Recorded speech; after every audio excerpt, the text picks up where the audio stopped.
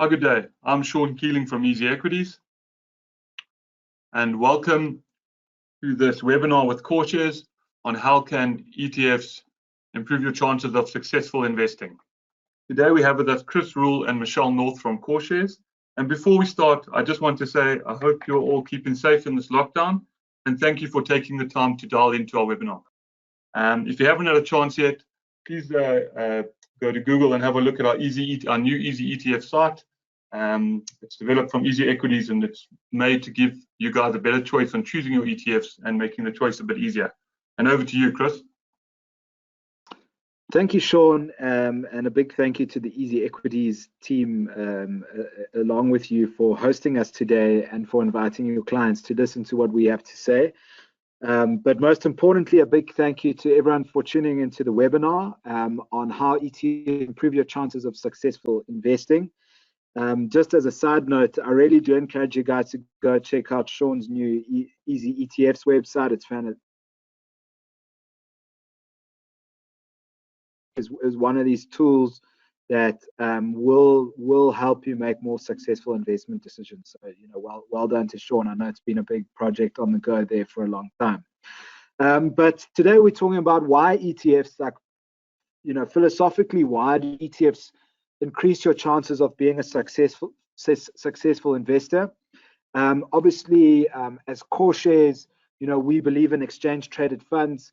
We believe in rules-based or index-based investing, keeping costs low, etc. So, we're really well placed to take you through some of the numbers in terms of the stuff that we're seeing out there in the market and why there's been this massive move towards ETFs globally and in the local market. My name's Chris, and I'm also joined by a colleague, Michelle, and we welcome any questions. Just a point of formalities is that we're going to take all the questions afterwards. Shaun's going to collate all the questions and then ask them to us, and we'll respond to any questions, investments or ETFs related. We can take as investment professionals anything that's of course platform related, Easy Equities related. We've got Shaun on the line the full session, so he can help with those responses. So how can ETFs improve your chances of successful investing? I'm not going to spend a lot of time on the side, which is CoreShares. CoreShares is an ETF business. We've got 9 ETFs on the market with about 4 billion in assets, from local equity to global equity, local property, global property, so on and so forth. But I think you guys know a little bit about CoreShares. We've won a number of Salter Awards, which are awards given to ETF businesses, awards of excellence. And we really are. We believe we're an innovative business. But one of the things that we spend a lot of time doing that talks to our client centricity is creating educational content, creating content that can help investors make investment decisions. Investor, we need to understand what an ETF is. Now, an ETF is a basket of shares where you go and buy one share on the JSE, number of underlying shares. Now, usually how those shares are selected is based on what is known as an index.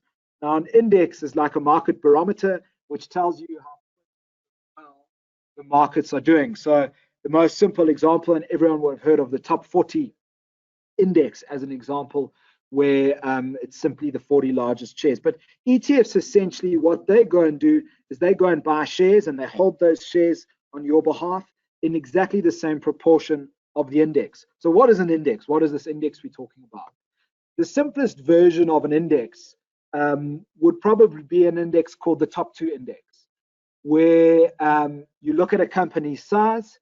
I've used a very simple, simplistic example here, where we choose the 2 largest shares on the JSE, and in order to give them a weight in the portfolio or in the index, we just use their company size. So in this hypothetical example, we've got Naspers and Richemont, and we've got Naspers with a company size of 20 Rand. Of course, it's much larger.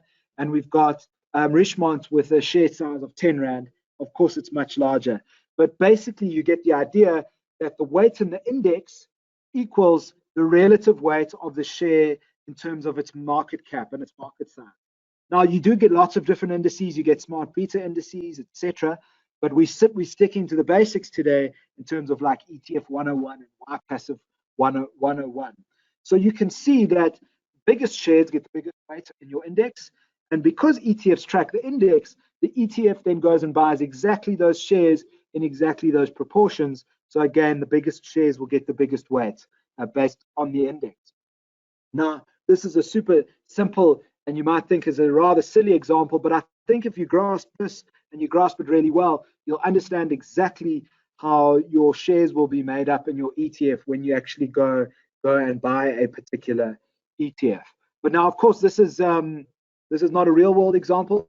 Here's more of a real world example, and this highlights one of the benefits of an ETF.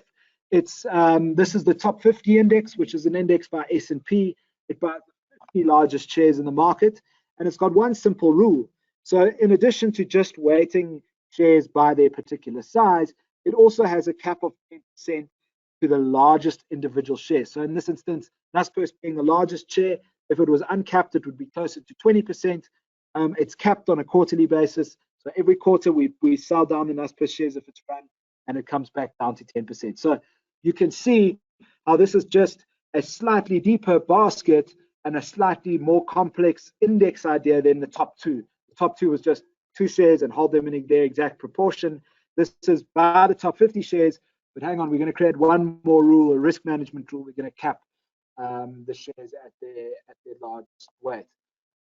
Why I said this talks to some of the benefits of index investing is because as an investor, when you go and buy this one ETF, which mirrors this index exactly, you get exposure to all 50 shares. So you get fantastic diversification.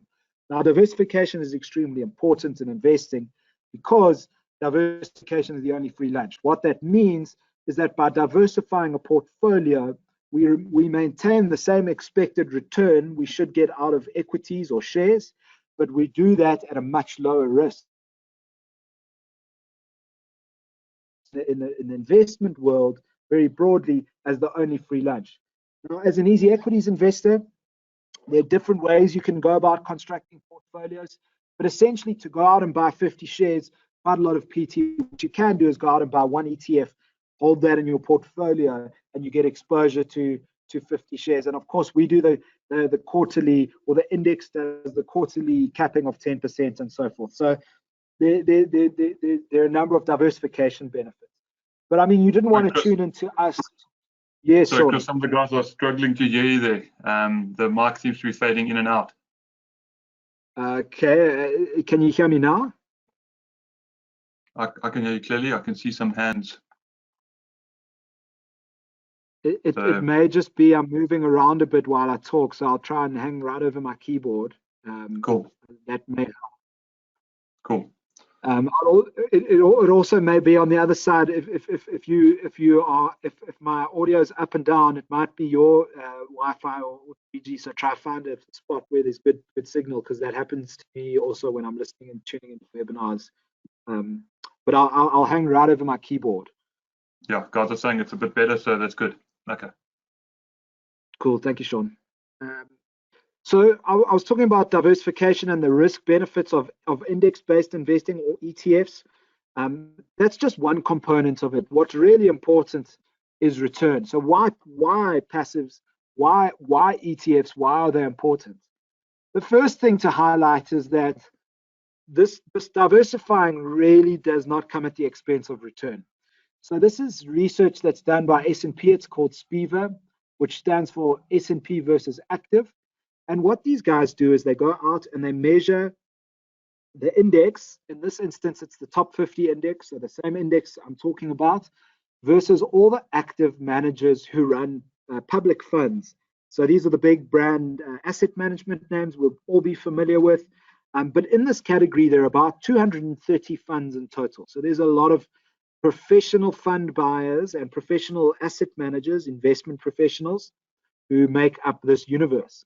And what we see is quite staggering. So the 5 years ended to 31 December, 93% of professional investors underperform this relatively simple index construct, this relatively simple idea of owning an investment just based on company size with a simple 10% cap.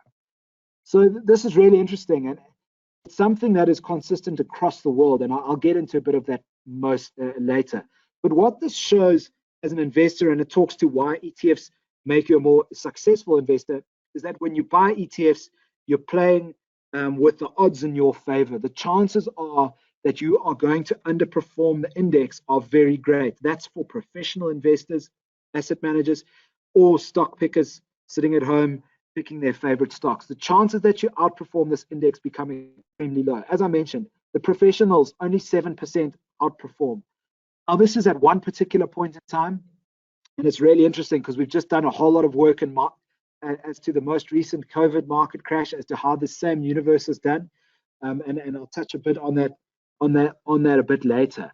But is this consistent through time? Because you might say, Chris, that's great, but 5 years to the end of December is very specific. And no, it's not really. Now, the numbers may vary, so 93% underperformance is very high, but we can see this is on a 5-year trailing basis. Through time, it's very difficult to outperform the index. The best that the professional fund managers have ever done in SPIVA history in South Africa is 75% outperforming the index. On average, it's closer to 80 odd percent of professional asset managers underperform this index. So you can see how starting with an index or an ETF as a starting point helps to generate successful investments, because you're not taking huge and then don't get the return you had been seeking. So the question is then, well, the index is cool, but I'm a self-driven, I'm a motivated person. Am I not just accepting the average if I buy the index? Now we can see that if we are doing that most people are below average. But what we actually find is that because of the low costs of ETFs, and I'll get into the point later that the index is not actually the average; it's a mathematical trick. But to a large extent, because of the high costs of managing your own money, Easy Equities does a fantastic job of having low brokerage at 25 basis points. But because of the drag of costs of being invested in equity markets and in shares, it's very difficult to beat that index, which is on scale and super efficient. To give you an idea, our top 50 ETF, I'm going to just stick to this top 50 theme throughout. You'll see which tracks the top 50 index, which we've spoken about so much, has got 1.5 billion rand invested. With that, it means we transact at extremely low brokerage rates. We're transacting at almost a tenth of the rate that Easy is that you would transact at through Easy Equities. That's because we've got such scale. We're transacting with big sums of money. The rebalance is very efficient. We don't pay capital gains tax in the index, in the ETF construct, and so on and so forth. So because of those efficiencies, our cost is very low. So you can see the average actively managed rand would equal the average passively managed rand on average before costs. But after costs, we can see there's a massive difference when we look at the dynamics. So that's one thing. Cost selection is another big thing that can detract from returns. But is the index average? And the answer is no, the index is not average. In fact, the index is consistently above average. Now that sounds super weird because you're buying the market and you're just getting the market average. But if you went out and held all of those funds, so all of these funds I've spoken about, the South African general equity category with all the big asset management brands and insurance brands in there, and you had held them in their proportion, you would consistently underperform the index. So in other words, the average asset manager is worse than the index, which means that the index is consistently above average. Now we can see that, and it's interesting, even in the sell-off over the last month, the index, the top 50 index and the top 40 are better off than general equity. 10 years. When you buy the index, it's a cop-out because you're just accepting the average, but you're not. You actually are consistently achieving above average. So there's been a lot of hype as to why these ETFs are successful. These are a number of reasons. It's very hard to beat the index. The professional investor or as a stay-at-home investor. more and more, there are more and more tools to help you select ETFs, like what Easy's done and Shaun has done.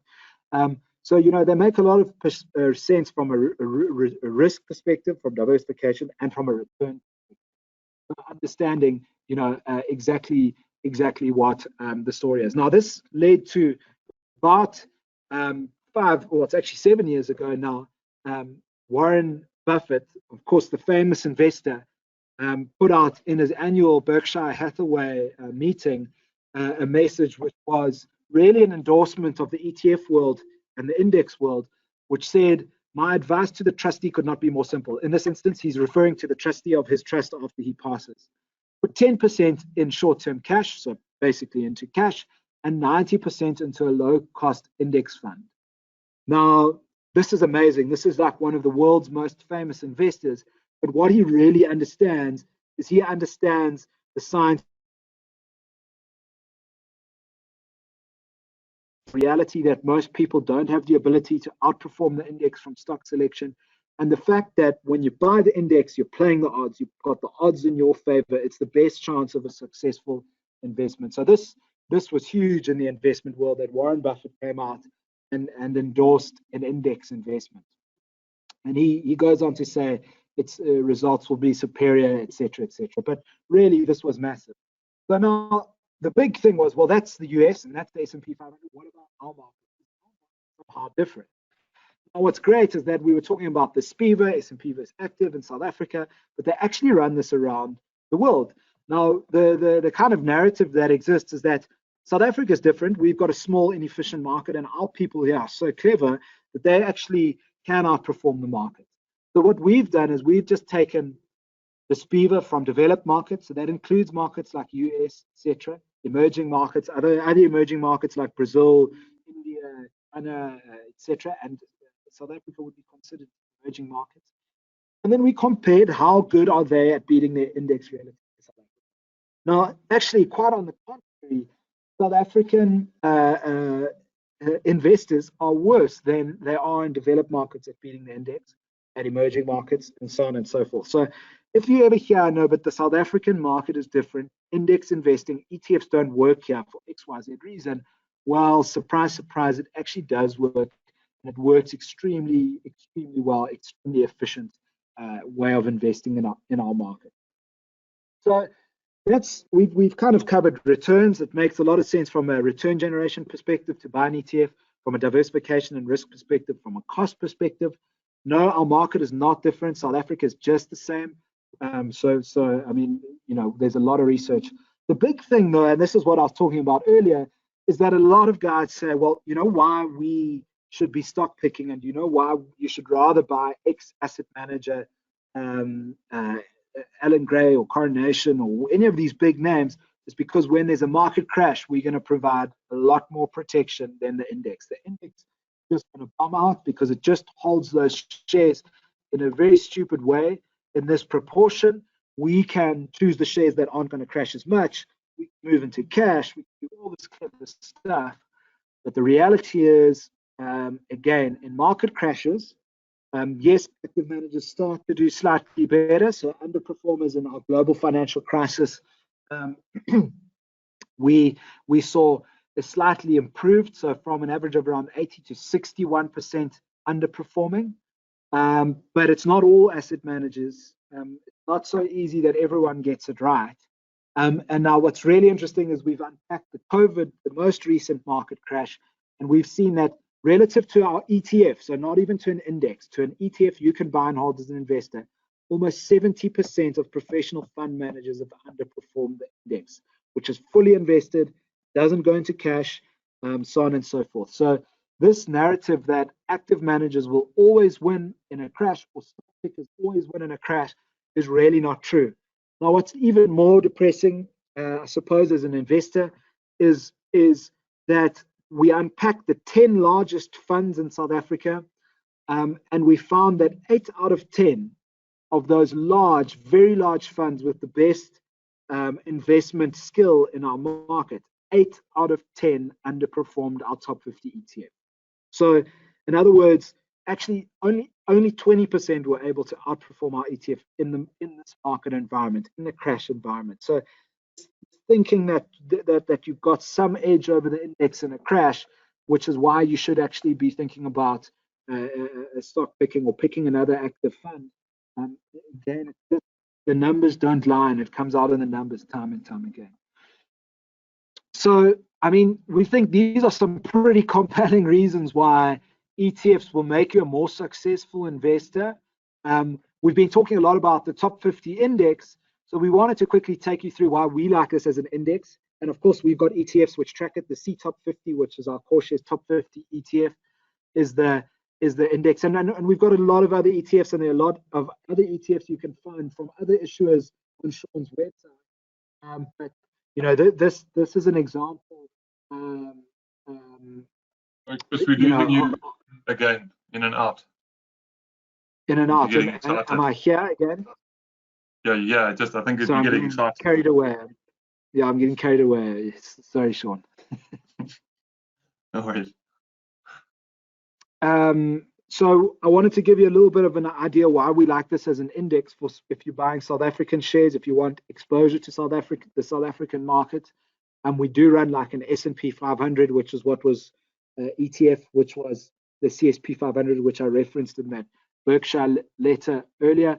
But we like it because it's the 50 largest shares, so you get a little bit more mid-cap exposure. There's a cap of 10% to the individual largest share. So from a risk management perspective, it's quite a smart tool. You know, if you go and buy a top 40 ETF, Naspers can get up to 20%, 30%. It's got almost as high as that in the past. And you get a little bit more mid-cap, so you get a bit more growth exposure in your ETFs. So you can see how different the portfolios look, like a top 40 or a Swiss 40 relative to the top 50. You can see how big some single shares can get in your portfolio. And that extra 10 shares makes up about 5% of the portfolio. So a little bit more mid-cap and a little bit more diversification. You know, the effect of capping improves diversification. Effective share exposure is a way of measuring how good your diversification is. So the higher the number and the closer to the total number of shares in the portfolio, the better. We've got a concentrated market. So, you know, 21 is pretty good as an effective share exposure. You can see it's higher than 16 and 15, which means it's more diversified. And it's 50. And what's really interesting is that by capping the largest share, you don't give up on the upside. So you're not necessarily losing out on returns by capping the largest share in the portfolio. So you know, that's an ETF that we run. This is all index stuff, but you know, you can see how close the ETF is to the C50 ETF. That is.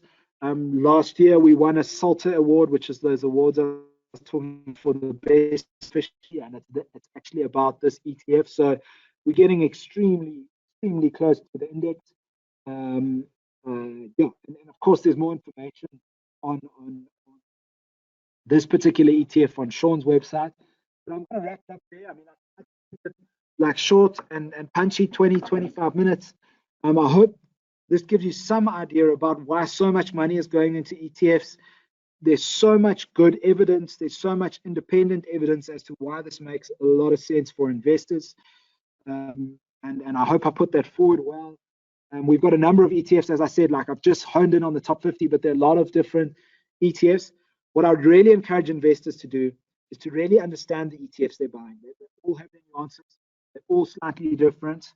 I mean, ours included, of course, our company website, but you can also go onto Shaun's new Easy ETFs website to understand that. So, as I mentioned, there's this S&P 500 ETF. There's our top 50, which are kind of our simple core. We call those our core equity or share strategies. Obviously, CoreShares being our name. Yeah. Any questions? Please, Shaun, fire away. I hope you've asked lots of questions. I'll hang on the line for as long as needed to answer any questions you may have. Great, thanks, Chris. I think that was really great. We do have some questions here. So just starting a while ago, there's so is this underperformance is only SA based as results different in some indexes in other countries? Is there underperformance on passive investments? Yeah, so I mean, this slide over here, I was trying to show that it's not just South African based, it's all around the world in developed markets and emerging markets. It is amplified in this particular example. So in other words, it looks like South Africa does a lot worse than other markets, but I'd say on average it's about the same. The ability to outperform an index in our market is probably about the same as your ability to, or the challenges of outperforming indices in our market are probably about equal in, say, like the US market or the UK market or emerging markets. There's a lot of theory that our market is small and it's an emerging market and it's efficient, and somehow people have so much better information about the companies than the next person, so that there's opportunities for alpha or for outperformance. But in reality, you know, the numbers don't lie, and that doesn't play out. Okay, so the next question is, do you get paid dividends if you invest in an ETF? Yes, you do. How the dividends work is on a pure look-through basis. Most ETFs pay dividends quarterly, but you'll see some of the offshore ETFs actually don't pay dividends at all, and some pay semi-annually. Ours pay semi-annually. But yeah, you get dividends. They flow through just like they would if you were buying a share. There's no difference. In fact, if you ever go and look at the announcements of the dividends, you'll see it actually at a very granular level shows you how that income is broken down. Okay, and then the next is, over what time period was the crash comparison done? What was the start date of the comparison, as some active managers may argue that for a few months pre-crash, they foresaw the risk and disinvested? Yeah, so it's a great question. For the most recent crash, we did it from the 24th of Feb 2020 to the latest close we could get. That's when the volatility really hit the market. We actually also ran it from the beginning of the year, so those months before you're talking about. Yeah, the numbers are very similar. There's not much difference. In fact, we're releasing something to the press today. Literally, the winner of the Raging Bull award, so the best active equity manager in the country, has, because of their poor performance in the COVID, gone from outperforming 100% of all funds to only outperforming 60% of all funds on a 3-year basis. So in other words, like that time frame that you're talking about is certainly taken into account, and even more so, the time frame is taken into account in these kind of studies. So that long-term stuff. Sorry, my computer's jittering a bit here, but this is over 5 years.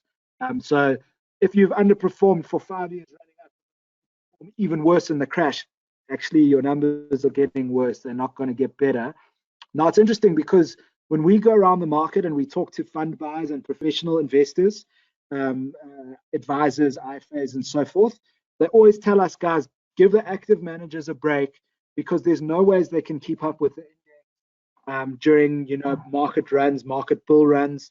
But it's when the markets crash is when they really provide value. So what we're really saying is that, guys, let's investigate that a little bit further. Yes, on a relative basis, more guys outperform the index, but it's certainly not all. And as I said, if you're buying the big brands, which is what everyone's doing, half of the market is invested in the big brands. 8 out of 10 are actually underperforming. So great question. But unfortunately, the thesis holds as is here. As I said, we've done 24th of Feb 2020, we've done beginning of Jan, we've done 17th of Jan, which is when a lot of the news started breaking globally, and the numbers look very similar all the way through. We'll be doing a press release actually with all the detail. It will be interesting to read and get feedback. Cool. Thanks, Chris. That was a great answer, that one. We've got a few more coming in here. What does the capping mean? Sure. So let me show you here. Capping means that we, in this top 50 index, which is run by S&P, and we've got our ETF that tracks it, we don't want any share to be greater than 10%. Now, you're probably thinking, Chris, you're so thick, because it says 10.93% there. But what happens is we only cap that share on a quarterly basis. So March, June, September, December, we'll go relook at the portfolio and we'll say, okay, wait, there's one share, let's say Naspers. Naspers is greater than 10%. It's sitting at 15% because it's had a good performance. We'll sell that down and distribute it across the portfolio. So we basically don't want a share on the quarterly rebalance to be greater than 10% in the portfolio. The idea behind that is just to limit your risk to one particular share. We've seen lots of single stock events, Tongaat, we've seen Steinhoff, we've seen Sasol, we've seen, a lot of big shares on our market. Means that you can have a lot of risk in your portfolio if you've got a big proportion of your portfolio in one share. So the simple idea is that you want to diversify. You don't want to hold too much in one share. And you can see the effect of the cap there. If we weren't capping, we would have Naspers up at 22%. Well, there's a question here that is the session being recorded? Yes, it is being recorded, and we will email it out to everyone on the webinar later today or tomorrow, as well as it'll be on social media. Got a question here, Chris. Could you go back to the slide with all the ETFs you provide, please? Just so they can have a look at it while we go through the next ones. Sure, there it is. Can you explain the benefits of automatic reinvesting of dividends versus paying out of the distributions? So, good question. I would actually, in a very simplistic way, go to what is the use case of your investment. Okay, wait, let me perhaps qualify that even further. There's two ways you can have automatic reinvesting.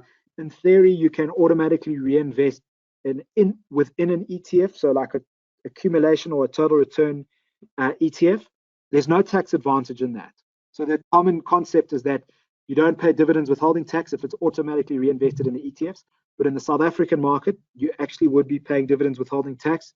You'd be getting basically the money would move into your stockbroking account and straight back into the ETF, and you would be withheld. The dividends withholding would be withheld. So just firstly, to square that off, there's no tax advantage. There's no relative difference in performance in theory. Perhaps you could argue that the automatic reinvestment of dividends would be faster. So, if you were comparing your performance, if you were doing it yourself versus automatic, that could be an argument, but you might lose on some courses that you reinvest quickly, and you might gain on others if markets are running or dropping. So I would say on the whole, there's not a huge amount of difference. I'd like to rather say, like at a use case, what are you using the ETFs for? So are you retired? Do you require the income? If so, you want to take the dividends. If you are in a wealth accumulation phase of your life where you're trying to accumulate as much money as possible, my simple rule, and I do it myself, is just reinvest everything automatically. Sorry, there's a bit of a long answer, but there's another way you can look at it. Is a lot of investors use dividends as a way to rebalance their portfolio. So let's say you hold 50% in the CoreShares top 50, 50% in our S&P 500 ETF. The S&P 500 goes extremely well and it runs up 20%. The top 50 drops down 20%. So your weight of your portfolio suddenly at the end of the year looks very different. You can actually use your dividends to say, rebalance, as opposed to selling an ETF and buying the new stuff. So there's a lot of different ways you can look at it. Sorry for that long answer, but there really are. Almost a webinar in itself.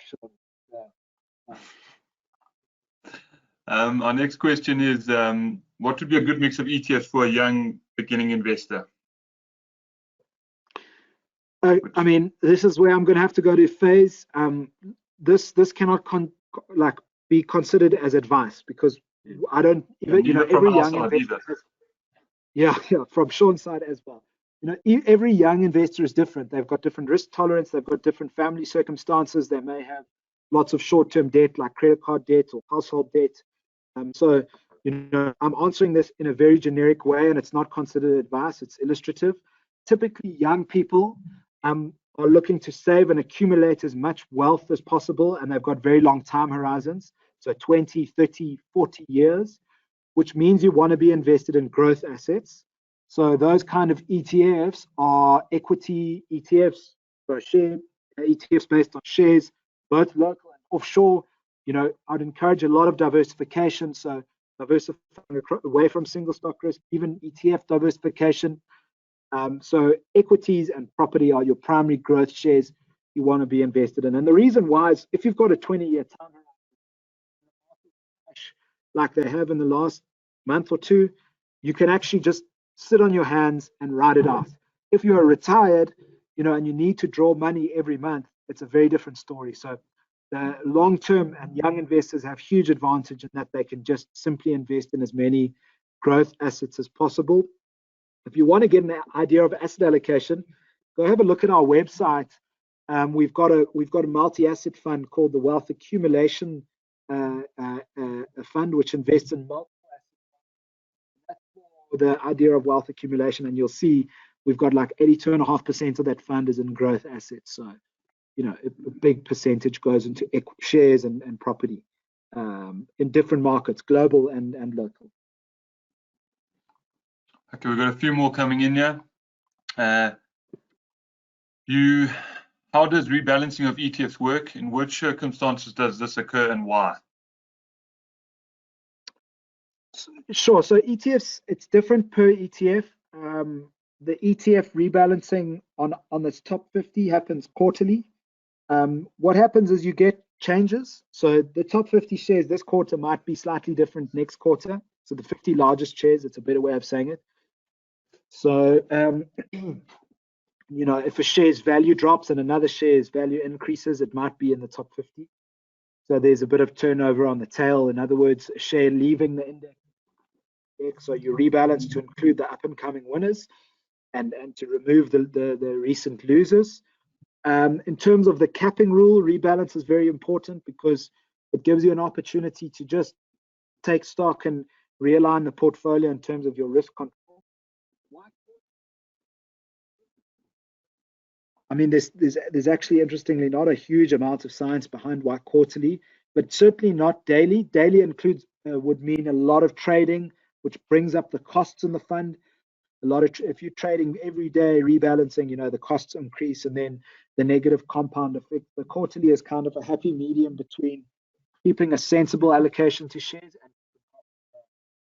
But there are indexes that balance very frequently, rebalance very frequently, and there are ones that very infrequently, once a year. I'd say the average is quarterly. If I would look at ETFs and indexes, 90% is quarterly. And we literally go out of. Sorry, Chris, they're struggling with the microphone. All the guys can't hear you. It keeps coming and going. Sorry, man.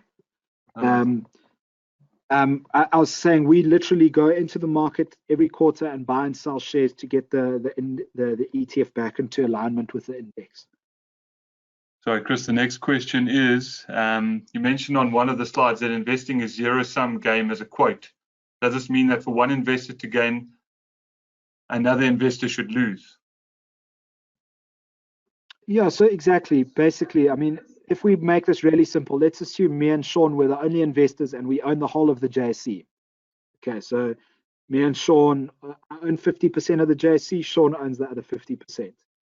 Now, on average, if the JSE had done a 12% return in that year, let's assume Shaun's done 10, I must have done 14%, on a zero-sum game basis to get back to the average. Now, what skews that is if Shaun was going and running his portfolio for himself and charging 2%, so 2% of 50% of the market at 1% total drag, and I was doing it for free, I would on average always beat Shaun because I've got no costs. So that's the whole zero-sum game idea. This was put forward by William Sharp, which is the arithmetic of active management. And it just shows that on average, the average actively managed portfolio will equal the average passively managed portfolio. Just like on average, Shaun and me would get the same return on average over long periods of time. However, if you take costs into consideration, the average actively managed portfolio or actively managed money comes with a higher cost. So the average net of costs becomes lower than the other costs. So I'd encourage you actually just to Google arithmetic of active management, which is written by William Sharp, who's won a number of Nobel prizes for his work in finance and economics. And it's a really simple paper, actually. It's like one page. And it's famous. It shows that one investor's gain is exactly equal to the net investor's loss. So, yeah, that is what it's saying. Cool, thanks, Chris. Again, a few more coming in here. If a global ETF does not distribute dividends, how does the fund grow? So in terms of global dividends, or ETFs at least, a lot of the JSE global ETFs, which are on our market, tend to, well, a lot of them are accumulating. The underlying shares, of course, still pay dividends. So that, and let me take an example of an S&P 500 ETF. Those shares will always pay dividends, well, a large percentage of them. It then becomes the ETF's choice whether they then pay those out to their investors or keep them in the fund. So the growth of the ETF on an accumulation basis is based still on dividends from underlying shares it buys, so Apple and Microsoft, Facebook and Google, etc., etc. They just never pay them out to the clients, but it comes through in the price of the ETF. In terms of, like, if the ETF's trading at R1 and a whole lot of dividends pay out to the tune of 5% over a year, and that dividend that usually would have come to you as an investor stays in the ETF will be at R1.05. So it comes from the dividends. It also obviously comes from the capital appreciation or depreciation from the underlying shares. So there's two sources of growth. It's dividends and then capital growth. Sorry, Chris. Can I just add that it won't sit in the ETF in cash? Those dividends will actually be reinvested in the underlying shares. So it's a reinvesting ETF is one way to think of it.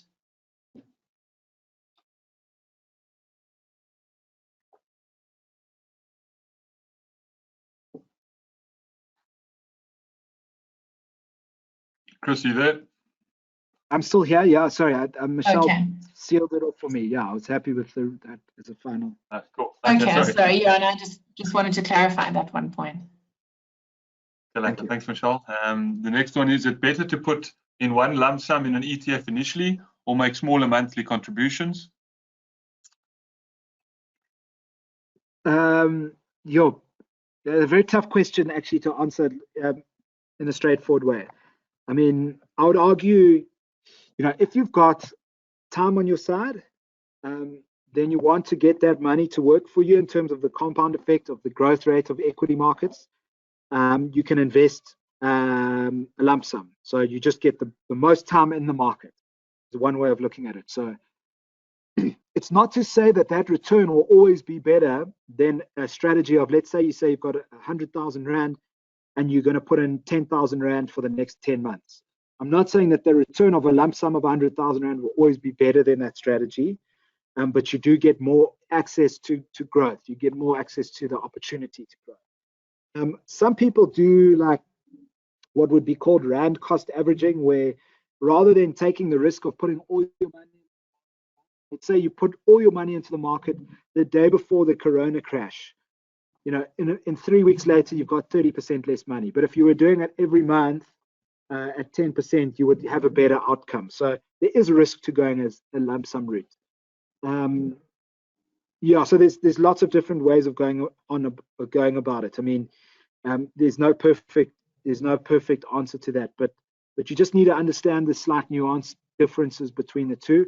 My gut would be like, just get invested, invest as much as possible. It's very hard to time the market. So, Rand cost averaging is about taking the timing risk out. It's a very systematic way, a very smart way. So if you feel uncertain or uncomfortable with markets and market risk, use a strategy like, say, I've got 20,000 Rand, I'm going to put 5,000 Rand into the markets every month for the next 4 months, and then I'm invested. But don't wait too long, because you want exposure to markets, is the short answer.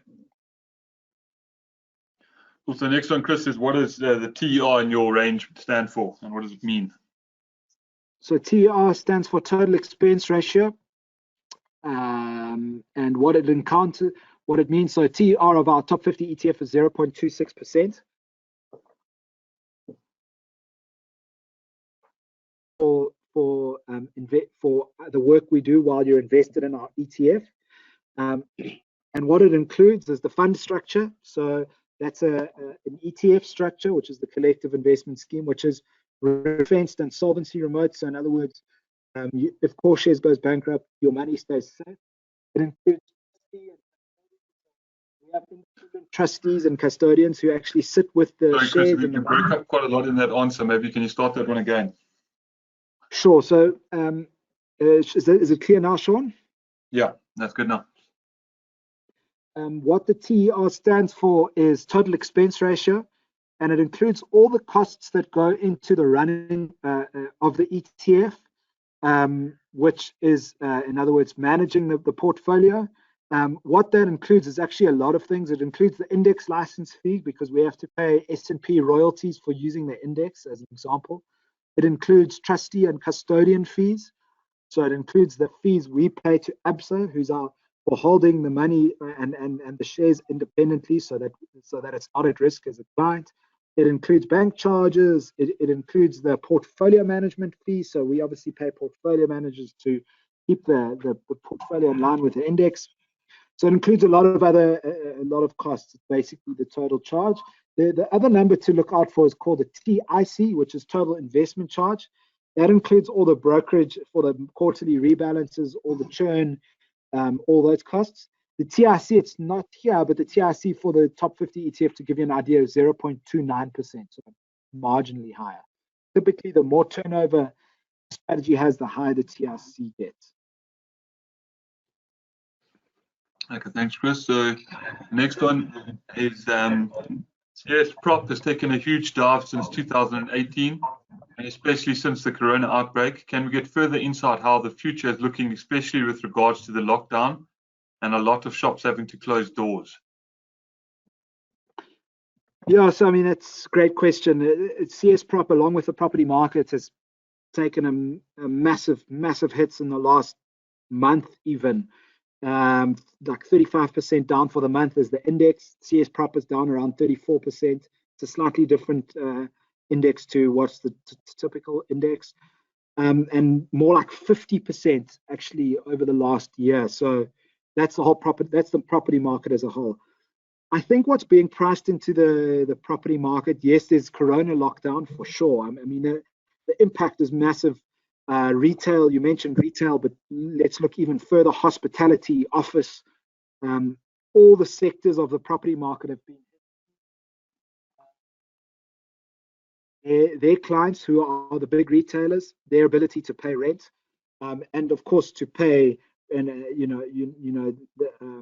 lot of rents are based on turnover, so we know that would be lower. So a lot of the property sell-off has been, yes, there's corona risk attached to it. The property market as a whole has been sold off in the last year or so, just on the back of fears of slow economic growth in South Africa specifically. So I mentioned like 50% down in our market. And why this translates to poor returns in property is that typically property companies have a lot of bargaining power when vacancy rates are very low. So when vacancy rates get close to low, and the property landlords or the REIT companies that we buy go and renegotiate rents, they have the ability to push through escalations. So let's say 8% escalations or even higher. So that's been a large success of the property market in recent history. With such poor economic growth and poor economic outcomes, we've seen vacancies increasing. And then when the property companies go to renegotiate rents, instead of pushing through escalations, they're actually getting what's called as rental revisions. So that's when rental terms are renegotiated at lower rates than they were historically. So even at lower rates than they were, say, 3 or 5 years ago. So if you were paying 100 Rand for a space, you go and renegotiate 5 years down the drag with growth points, and you actually get to renegotiate at 90 Rand. So negative or zero growth rates coming out of income streams from property companies has been a big driver of the negative sentiment in the property market. Of course, the redistribution of land without compensation, the EWC, is not a positive story for property, but I think that's a bit of a side note. I think that may come from, the demand from global investors is probably very low as a function thereof. I don't know if it's a real risk. I wouldn't say necessarily it's a real risk. So I mean, geez, again, that's a kind of, this thesis I'm trying to unpack in 2 minutes is a long one. Just remember that yes, retail will take a hit, but retail is not the entire property market. It's a big component, 30-40% of the property market, but it's not the entire property market. At the same time, all these property companies tend to be geared, so they tend to be like 40% geared as a loan to value ratio. So you know, they're not risk-free assets. That's why we put them in the growth components. And when I talk about like long-term investment horizons, you need to be able to stomach risk in the property market. So yeah, there's like a perfect storm happening in the property market, you know, at the moment, which is really not ideal for investors. The reality is that you know, that the property market is probably here to stay for the next 5 to 10 years. It will change without doubt. The way that property companies operate will have to change. So that you know, a lot of pain has been taken based on those forecasts. You know, is it going to get worse? That's a good question. The only way it could get worse is if companies start struggling to repay their debt because their rental collections are so poor because of underlying economic challenges. You know, then that's real challenges in that market. But for now, most of the property companies and the big property companies are quite conservatively managing their balance sheets and the leverage and the gearing that they have. So, I mean, strategically, we hold property in our multi-asset funds. So to give you an idea how we think about property as investment professionals, we believe it's a good diversifier alongside equity. Notwithstanding the recent sell-offs, if you look at property over the last 20 years, it's been better than every other asset class. Yeah, I hope that helps give you some color. As I say, that's a webinar in itself, and perhaps we should set something up to explain the performance and so forth. We did spend quite a lot of time at the end of last year talking about property. So I think we actually, Shaun, we may have done a webinar with you. We did do a webinar on that, so I can attach a link if you want that. Yeah. I hope that helps. Yeah. Okay, there's 4 more on the go here for now, Chris. It's the next one is, what do you use to determine the top 50 every quarter, volume, share price, etc.? So we use free float market cap adjustment. So it takes basically the size of the company. I'm going to use PSG and Capitec as an example. Let's say PSG's size is 100 billion as a business in rands, and Capitec's is also 100 billion. We would take those company sizes, but we then adjust it for something called free float. So PSG owns 1/3 of Capitec approximately. So we would actually downweight Capitec by a third because the weight of that company sits in PSG as well. So we don't want to double count. So that's what the free float adjustment weights. So we would give PSG an allocation of 100 billion and Capitec an allocation of 70 billion. So it literally looks at company size. There are liquidity and turnover requirements. So you mentioned like volumes traded and stuff. We look at that from an implementation perspective, but that's more about qualification. So just meeting a minimum criteria or minimum hurdle. Billion rand annual value traded just gives you an idea of how much must trade in a company to qualify. Cool. Thanks, Chris. The next one is, if I only have 2 ETFs, my fees would be cheaper compared to someone with many ETFs. Is this correct?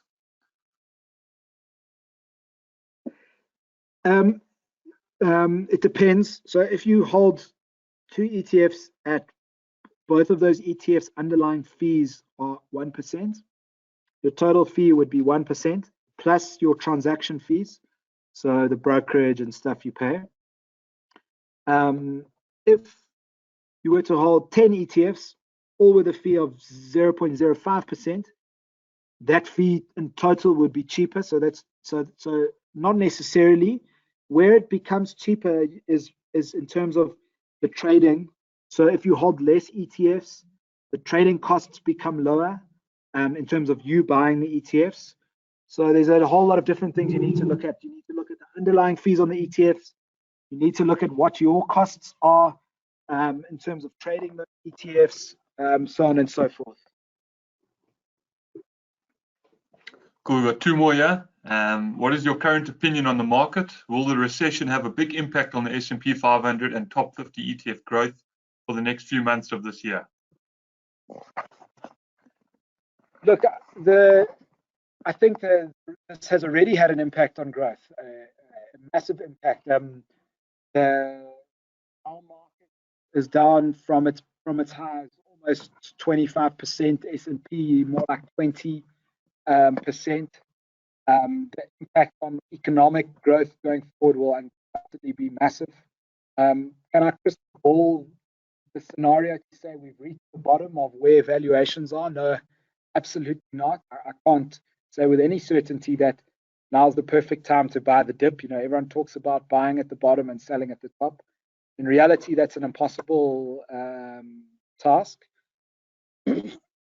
I think the reality is that with all capital markets and shares, that economic fundamentals and real world fundamentals do bleed through to those underlying shares. So we probably will see more challenging circumstances. Well, we certainly will, in terms of the shares that make up the top 50 and the S&P 500.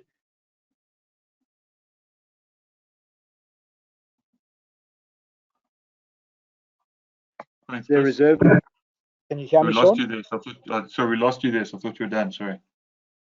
Sorry. No. I was just saying, shares have already announced that they won't be paying dividends.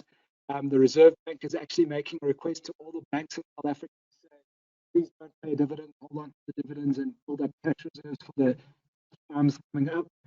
So yeah, I can't call the bottom of the market. I think earlier I was talking about lump sum versus maybe rand. The market looks a lot cheaper today than it did a month ago. Is that pricing in the future? I suppose, but you could look at allocating quarter, let's say every month for the next 4 months going forward. It's very hard to know how quickly a recession rebounds and where the bottom is. So, sorry, I don't give you a definitive answer, but I think I would be just simply lying, and anyone who does is not being forthright. Okay, so the last one that we have on the board for now is, can you please explain the CoreShares Scientific Beta Multi-Factor Index Fund, please? I'm going to try and do it as briefly as possible, not because I'm running out of time, just because, again, that's a big explanation, and it's a webinar we've done with Easy Equities. You can actually go and see the detail. But in investments, you get different styles of investing. Value is a style of investing. Value, the theory behind value is that you buy companies when they're cheap, and that eventually the market realizes their cheapness and their values become more fair, and in turn you make money. Momentum is another style of investing where you buy the shares that have run the best in the last 6 months and they continue to run. There's a whole lot of economic and behavioral rationale behind this. Quality investing, where you buy profitable businesses, they tend to do well. Businesses with conservative balance sheets, another quality metric, tends to do well. So all of these, and I'm going through them, are what we would call as investors styles of investing: value, growth, momentum, quality, etc. In the academic world, it's known as a factor style. Now, the CoreShares multi-factor strategy just says there are all of these styles which exist in investing, but some of the challenges with the individual styles are knowing which one to hold and when. Like, when should you be a value investor? When should you be a quality investor? When should you be a momentum investor? So what that strategy does is it packages all of the styles into one ETF, and it holds them equally and simultaneously. Great, thanks, Chris. I think I don't see many more questions. Do you have time for more, Chris? I do. Sure. Yeah, so we'll hang on the line a bit, see if you guys have any more. I see some guys are struggling to hear a little bit, but yeah, apologies for the audio. I've been making an effort to literally put my face on my keypad. Okay. Anyone have any more questions? So Chris is really responsive on Twitter. And we've also got obviously our CoreShares Asset Management page on LinkedIn. So, you know, the attendees are very welcome to send through more questions afterwards if they think of them later on any of our social media channels. Which is great. I see there, yeah, thanks, Michelle. I see there is one more here. Would you recommend to buy ETFs now, Chris?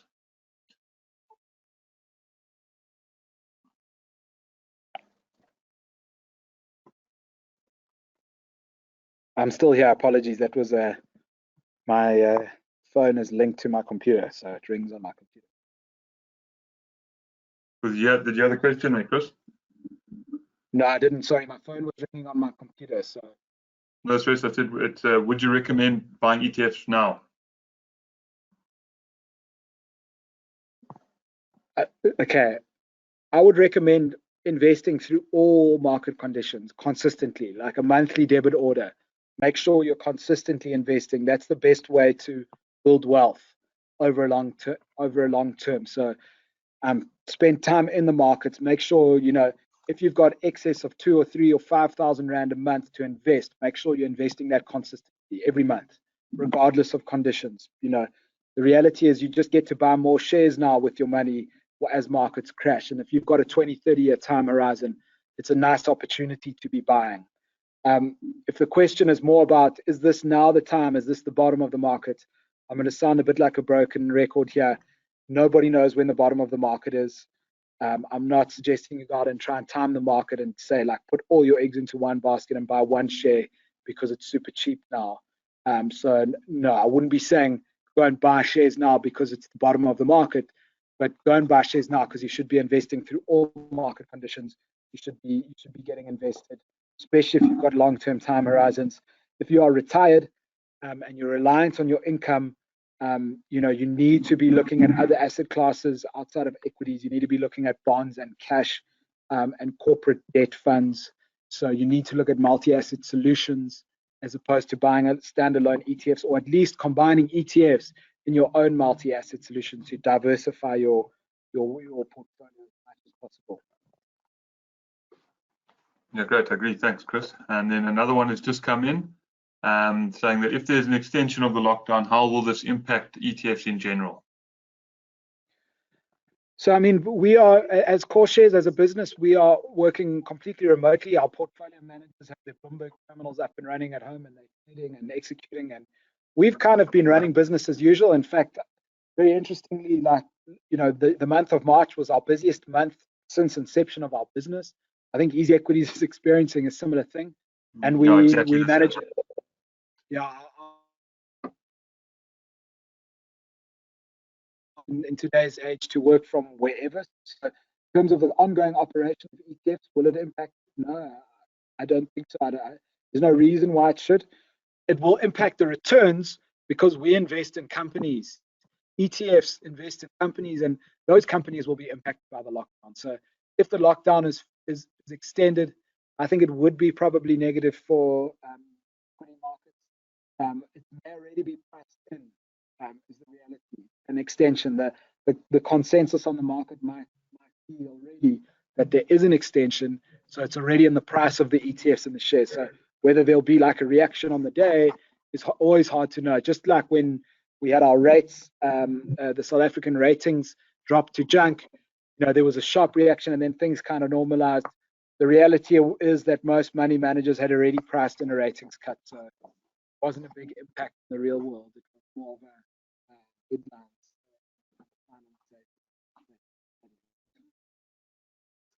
Great, thanks, Chris. Thanks, guys. I don't see any more questions. Are there any more?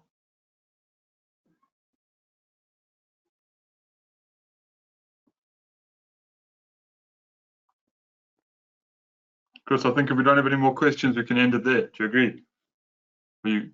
Yes, agreed. Thank you, Shaun, and thanks everyone for all the questions. That was fantastic. Yeah, thank you, everyone, and thank you for Chris and Michelle for joining us. And I think it was very good. So thank you to all of you. And like I said, we'll be posting it. We'll be sending you an email with this webinar later, and also we'll be posting it on social media. So thank you very much, and have a safe lockdown for the rest of it. Thank you, Shaun. Thanks, Shaun. Thank you, everyone.